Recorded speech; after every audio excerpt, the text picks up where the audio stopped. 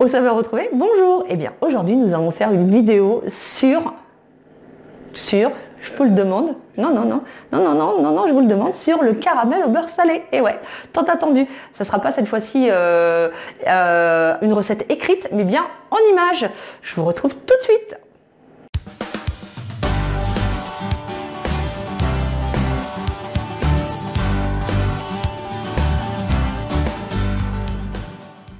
Donc pour la réalisation du caramel beurre salé, nous avons besoin de beurre doux. Alors ça va me permettre de répondre à quelques questions que je reçois régulièrement sur le choix du beurre que j'utilise. Pour la réalisation du caramel beurre salé, j'utilise du beurre doux et préfère ajouter de la fleur de sel de Guérande.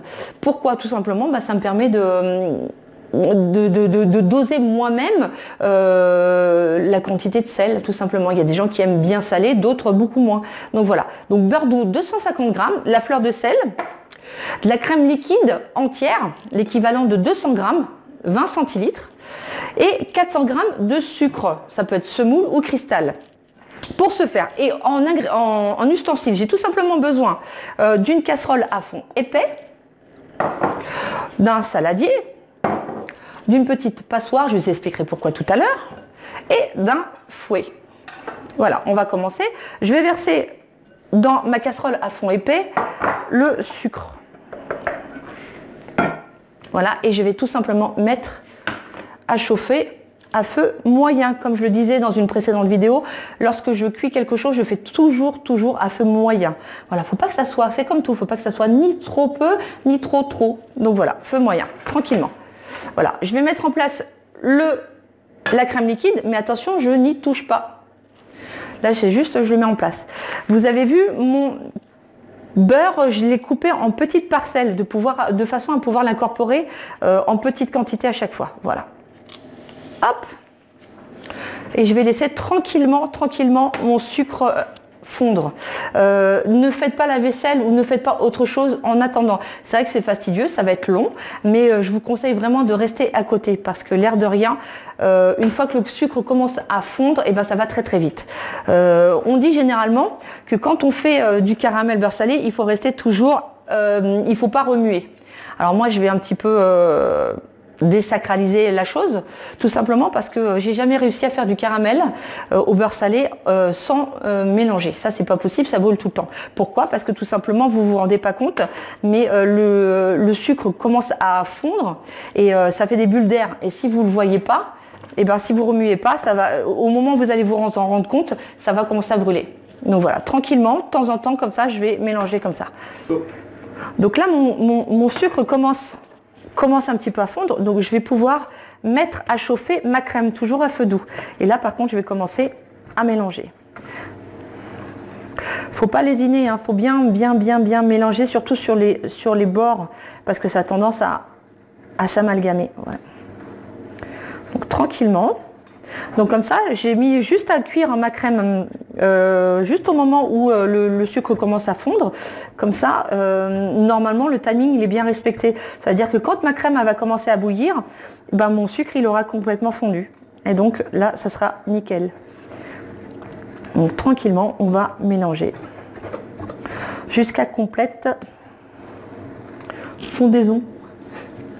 De temps en temps, faut pas m'en vouloir, de temps en temps j'invente des mots, mais bon, voilà, c'est moi.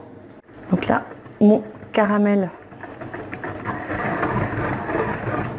est bien fondu, mon sucre est bien fondu, et vous avez vu parallèlement la crème bouffe. Donc hop, je débarrasse là, et je vais verser progressivement la crème. Alors faites attention, adaptez bien votre casserole à la quantité nécessaire, surtout parce que vous allez voir, vous avez vu, ça mousse et c'est bouillant. Donc faites attention de ne pas utiliser une casserole trop petite, sinon vous risquez carrément des débordements et de vous brûler. Voilà, donc là je vais mélanger, j'ai incorporé en petite quantité la crème et je vais mélanger jusqu'à ce que ça soit complètement imprégné. Vous avez vu que ça soit bien mélangé. Alors on me posait aussi des questions à savoir comment j'utilisais, comment je travaillais mon caramel. C'est tout simplement le sucre, je l'utilise à sec. Je ne rajoute ni d'eau ni de citron. Donc voilà, c'est vraiment du sucre, point final, du sucre que je fais fondre. Voilà, donc là j'ai bien tout incorporé et je vais mélanger encore la crème en petite quantité. Vous avez vu à quel point ça mousse, et si j'avais ajouté trop grosse quantité, ça aurait débordé. Voilà, important de bien racler les bords parce que ça s'amalgame. Hop, et je rajoute généralement en 3-4 fois. Faites bien attention, je me répète, hein, mais c'est vraiment bouillant. La petite précision, je n'ai pas éteint ma plaque, tout simplement pour que la chaleur reste, parce que je vais remettre au feu dès que j'aurai incorporé tous les ingrédients. Vous voyez, la belle couleur. Humez-moi cette odeur. Voilà.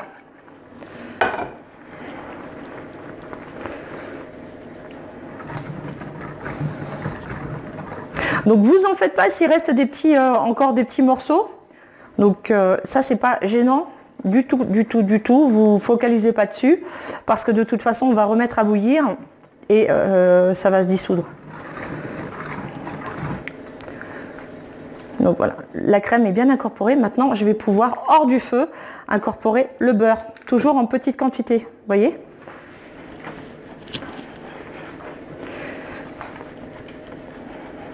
Le beurre, par contre, je l'ai laissé à température ambiante, hein, pour pas qu'il soit non plus trop froid. Et je continue à mélanger comme ça. Et une fois que j'aurai encore le beurre aura bien fondu, il sera bien incorporé au caramel, je rajouterai l'autre partie. Hop, maintenant, je vais incorporer ma deuxième partie de beurre. Vous avez vu comment il est crémeux, comment il est onctueux. Alors vous attendez un petit peu avant de plonger le doigt dedans, hein, parce que là vous risquez quand même de vous brûler. Mais c'est vrai que là c'est dommage qu'on n'a pas encore inventé un téléphone ou un ordinateur qui retranscrit les odeurs, parce que franchement là c'est pas mal du tout. Hop, et surtout n'oubliez pas de bien racler les bords. Donc maintenant je vais remettre au feu. Une fois que j'ai tout incorporé, je remets au feu et je vais mélanger jusqu'à ce qu'il y ait un gros bouillon. Donc tranquillement. Donc par contre là, désolé, mais c'est l'huile de coude, c'est assez long quand même, faut être patient. Là j'ai fait une grosse quantité, hein, tout simplement parce que je suis entourée de gourmands, parce que quand je fais des coques, je fais de grosses quantités. Donc là ça permet de faire à peu près 80 pour remplir à peu près 80 macarons. Ce que je fais généralement dans les cours, il y a une partie qu'on garde pour le caramel, pour garnir les coques, et l'autre partie on en fait des bonbons au caramel, tout simplement. Donc là on va laisser tranquillement bouillir. Donc le caramel là bout à gros bouillon. Donc j'ai laissé à peu près cuire l'équivalent d'une bonne minute de façon à épaissir mon caramel. Voilà, tranquillement. Et surtout, je répète, hein, n'hésitez pas à bien racler les coins de la casserole pour pas qu'il y ait d'amalgame. Donc là il est magnifique. Je vais pouvoir maintenant, hop, j'ai mis la passoire au cas où. Petite astuce, il peut y avoir un petit peu de caramel qui n'aurait pas fondu. Ça peut arriver. Hop.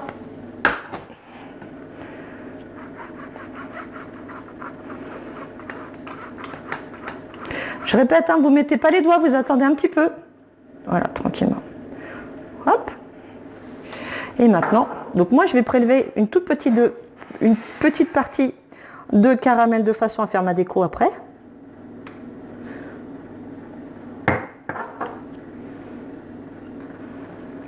Et je vais pouvoir rajouter la fleur de sel, l'équivalent d'une belle pincée. Allez, un chouïa plus.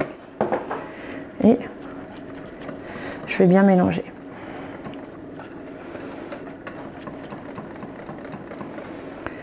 Et voilà un super caramel au beurre salé, bien crémeux, bien... Enfin, tout ce qu'il faut, quoi. On va laisser tranquillement reposer à température ambiante. Vous amusez surtout pas à mettre au frais tout de suite.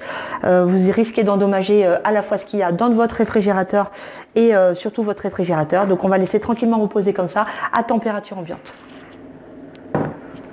Je l'ai laissé à température ambiante à peu près 1 heure et vous avez vu il a eu le temps d'épaissir et vous avez vu comment il est crémeux, il est onctueux. Je suis sûre que vous avez déjà envie de plonger votre petit doigt dedans. Eh ben, il faudra attendre encore un petit peu. Donc idéalement, vous laissez, là vous pouvez le mettre au frais. Laissez à peu près 2 heures. Il est quasiment froid là. Vous le laissez à peu près 2 heures au frais. Idéalement, c'est de le préparer la veille pour le lendemain. Comme ça, il a bien le temps de durcir. Et là, d'ici 2 heures, on pourra garnir les macarons de caramel beurre salé onctueux, fondant et fait maison. Voilà, n'hésitez pas à me retrouver sur mon blog recettesdemacarons.com et à survoler ma page Facebook Aux saveurs retrouvées macarons. Je vous dis à très bientôt. Au revoir.